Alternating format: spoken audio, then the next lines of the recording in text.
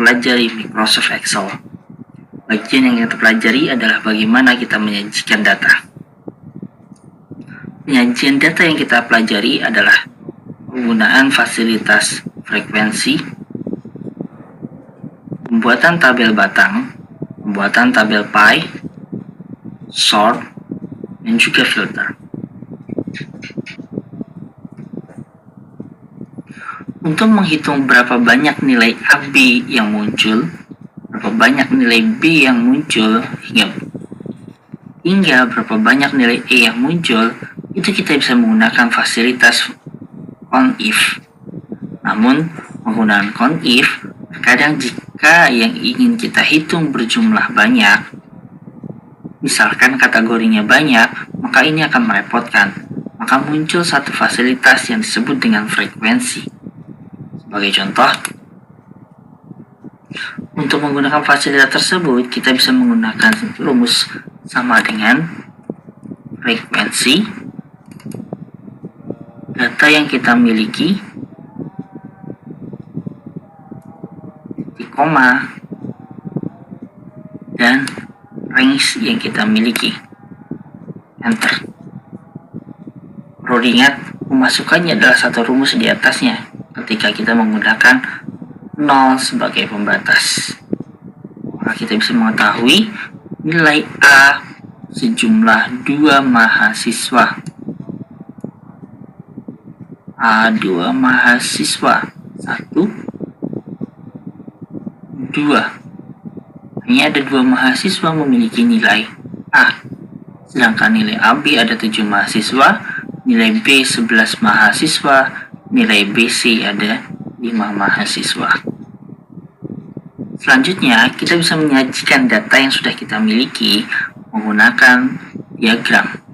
Sebagai contoh, kita memiliki data ini, kita bisa sajikan dengan bentuk diagram batang. Insert, kemudian kita pilih bisa batang.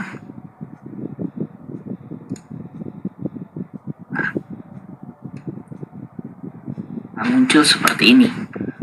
E-nya tidak ada, D tidak ada,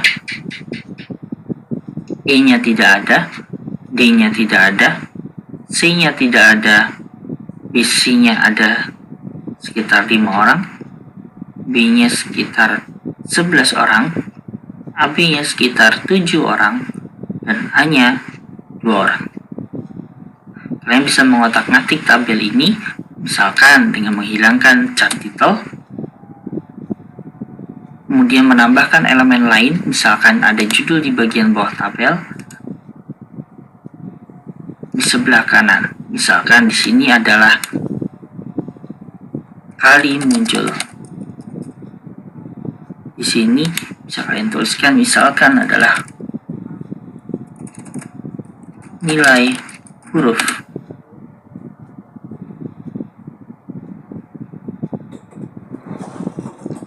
Kalian juga bisa menggunakan diagram pie, misalkan untuk membandingkan nilai lulus dengan jika tidak lulus. Misalkan kita insert, kemudian diagram pie akan muncul seperti ini. Bisa kalian hilangkan cat titelnya sesuai dengan selera kalian. Kalian bisa pilih tipenya yang mana yang mau kalian tampilkan. Fasilitas berikutnya yang kita akan kenal adalah sort dan juga filter. Kita singkirkan terlebih dahulu.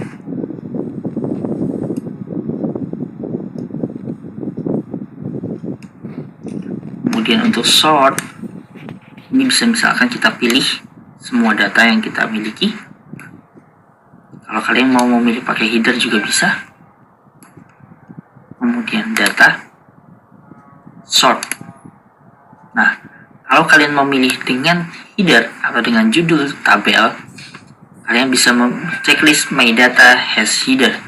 Tapi jika yang kalian pilih itu tadi tidak memilih header, maka ini di unchecklist. Sort by nama, sort by nilai akhir, nilai huruf, mengulang apa kelulusan. Misalkan saya ingin mengurutkan berdasarkan nilai akhir, dari yang terbesar ke yang terkecil. Oke, maka muncul seperti ini. Saya bisa melihat Kirana memiliki nilai tertinggi, sedangkan Putra memiliki nilai terendah. Jika kalian ingin men-sort dengan berbagai macam tipe, misalkan saya ingin men-sort tidak berdasarkan nilai akhir tapi nilai huruf, tapi ada tambahan urutan nama,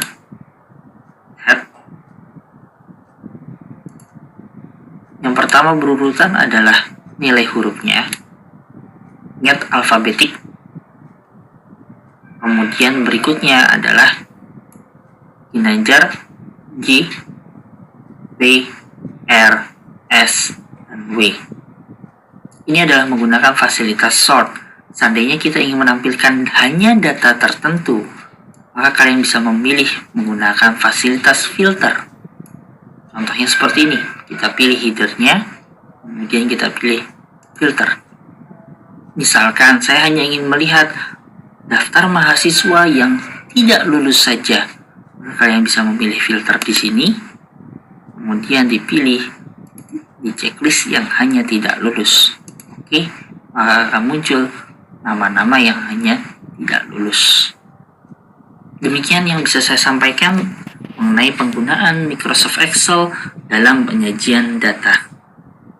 Mohon maaf bila terdapat salah kata.